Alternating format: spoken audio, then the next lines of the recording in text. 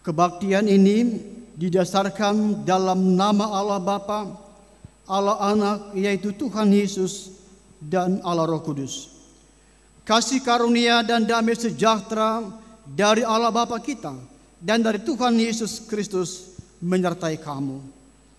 Amin. Nas pembimbing dari Matius 19 ayat 5 sampai 6. Dan firman-Nya, sebab itu laki-laki akan meninggalkan ayah dan ibunya dan bersatu dengan istrinya, sehingga keduanya itu menjadi satu daging. Demikianlah mereka bukan lagi dua, melainkan satu. Karena itu, apa yang telah dipersatukan Allah tidak boleh diceraikan manusia. Mari kita berdoa. Ya Tuhan Allah kami yang hidup, Allah yang penuh dengan kasih dan setia. Hari ini ya Tuhan, kami membawa kedua anak kami, Ronald Alexander Simanjuntak dan Widya Rohana Simorangkir, untuk masuk dalam peneguhan pemberkatan. Kami sungguh menyerahkan ibadah peneguhan ke dalam tangan-Mu dari awal pertengahan sampai ke akhir.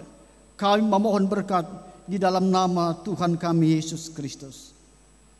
Amin. Jemaat dipersilakan dulu kembali.